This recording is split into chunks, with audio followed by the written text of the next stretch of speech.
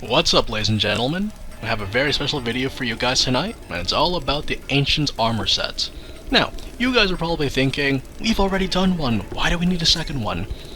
Well, to explain that, it's been about a week since that video dropped, and as the player base has grown and learned over that time, I realize now, in hindsight, that that previous video is just generally misinformed, and in need of several tweaks.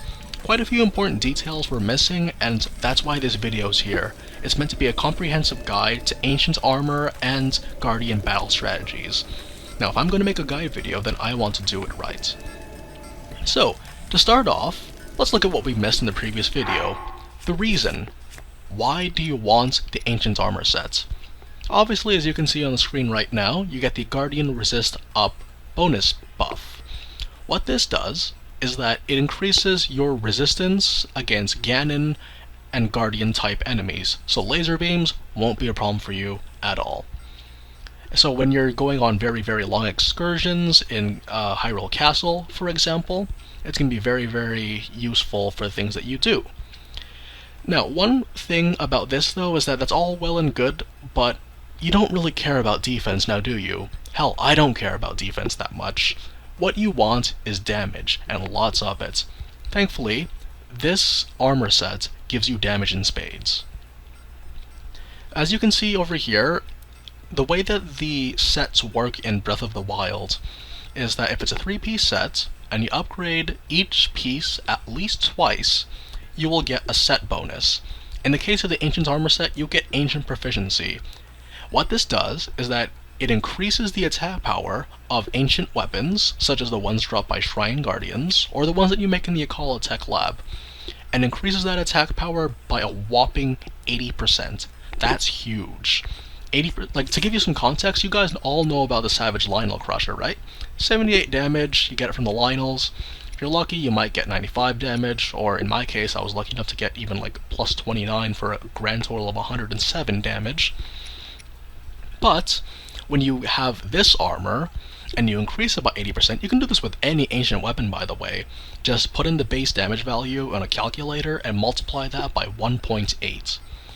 In this case, this is a 74 base damage ancient battle axe, which is lower than the standard Savage Lionel Crusher by 4 points. But if I'm wearing the armor, and I do the calculation, I actually get that bumped up to 133 damage. Another thing, there's way more to this, is the fact that Ancient Proficiency doesn't count as an attack boost buff, as it is in the game. This means that you can actually, unlike the Barbarian set, stack food buffs with this. So, already, on top of that big damage that we're having with 133 on the Ancient Battle Axe, you also get the 4 banana recipe from this as well. So you can do obscene amounts of damage in a short amount of time. I'll put in the description, there's that one video of me fighting against a Silver Lionel with this exact same setup, and I killed that thing in 13 seconds. This is the thing that has like only less health than Ganon. It has that much health, and you're able to kill it in less than 15 seconds. It's insane. So, yeah, that's the main reason why you would want it. However, this power does come at a very real cost. On top of the 2,000 rupees per armor set, you also have to get the necessary materials. By and large, ancient gears, ancient screws, springs, shafts, whatever, those are pretty easy to come by if you're used to fighting as Guardians at this point. However, it's the ancient cores that's going to be the main bulk of your search. For the armor itself, to get for each piece, requiring 3, adds up to 9 for the entire set. And if you want to get the actual set bonus, and upgrade it at a ferry, you need an additional 10 per armor piece.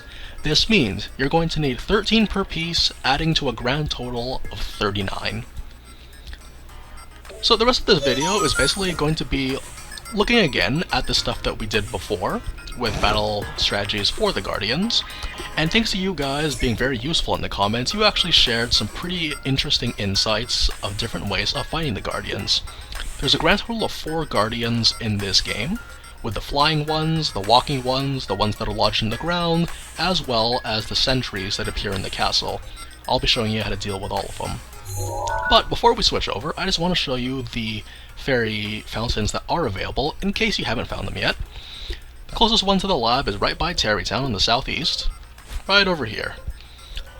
And there's also a minor test of strength that you can go to for a warp, as well as the one at the Tabantha Tower, over here, and you head again southeast, and that's where the Great Fairy Fountain is. It's a big bud flower in the middle of nowhere, you can't miss it. As well, the actual hunting was going to be around Hyrule Castle. Guardians are actually spread all across Hyrule, but the heaviest concentration is either in Hyrule Castle or the immediate area outside of it, so keep that in mind. What's more, the best way to get to the castle with as little pain as possible, and as quickly as possible, is to go to one of these two shrines.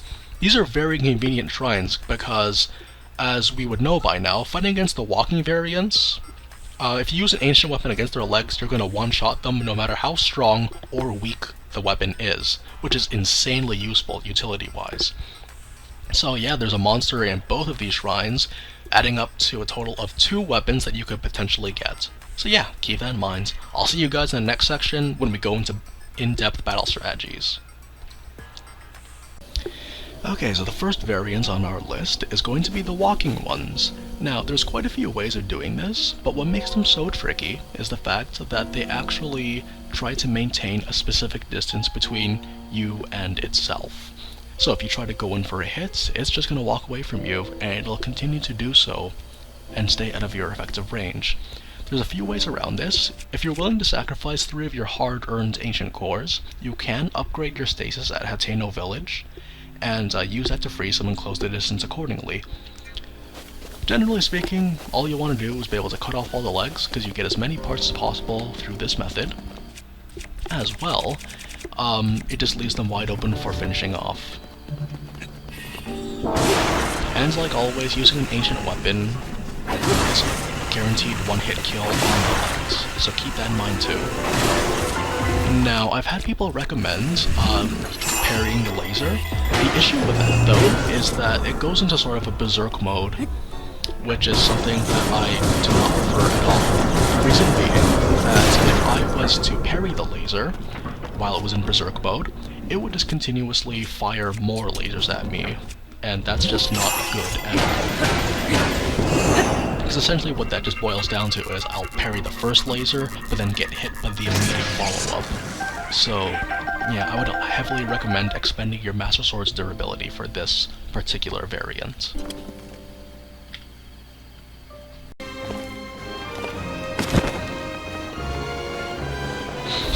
Now, these are the flying variants of the Guardians, and these are my least favorite to fight because they're actually extremely unfair sometimes when you're fighting against. Because the way that it works when you fight against these guys is that the sweet spot is often moving when you're trying to parry the laser, and that really does get in the way. This is one of the few cases where I would actually just recommend opting for the ancient arrows to deal with them. Because if you parry the laser and you reflect it back at them, there's a good chance that it'll actually miss the sweet spot because of the way that they move. The only other way that I can think of to actually take them out is to shoot bomb arrows at the bottom glowing blue areas of the propellers, but this is really, really impractical and hard to pull off in most cases, and if you're fighting in Hyrule Castle, as you can see, it's raining, so automatically the bomb arrows won't work.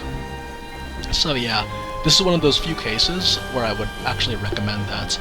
In addition, when it comes to ancient arrows, and you have a steady grip on, like, getting a cash flow for Link, as well as maintaining how many materials you get, you can actually just go against all the Guardians for the parts, and then using the ancient arrows to save on time. So that's another thing to keep in mind, but by and large, this guide is meant for people that are just starting out in their Guardian hunting escapades. So, with that in mind, try to ignore the propellers at that stage until you can start efficiently getting the ancient arrows later on.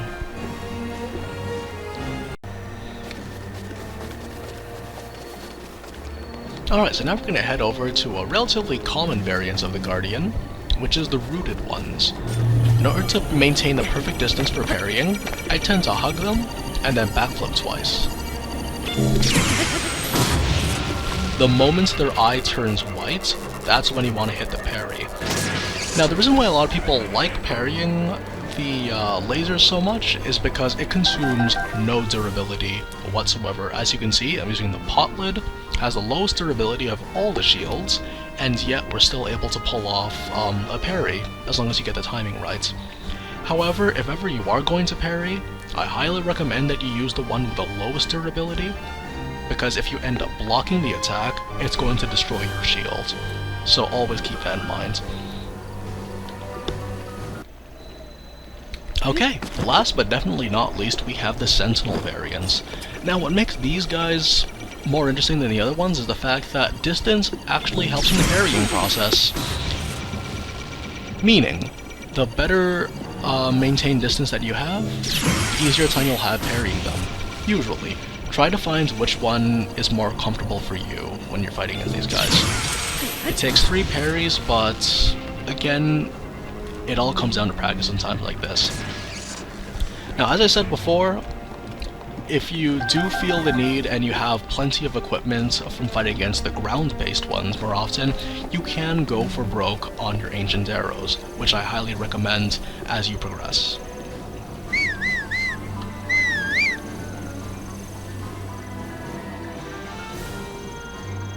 But yeah, that basically does it for all the Guardian fighting strategies. Now, if there's anything that I missed, and any additional data details that I might have forgotten regarding the Guardian set itself, feel free to sound off in the comments and let me know. Hope you guys enjoyed seeing all this happen and get put together, and I hope this will be the second and last time we'll actually have to upload this video. This would pretty much be all that we know so far regarding fighting against the Guardians, and the bonuses that the armor provides, and I'm hoping that in the future we might get to look more in depth at the other armor set bonuses. So, stay tuned and I'll see you in the next video, guys. Bye bye.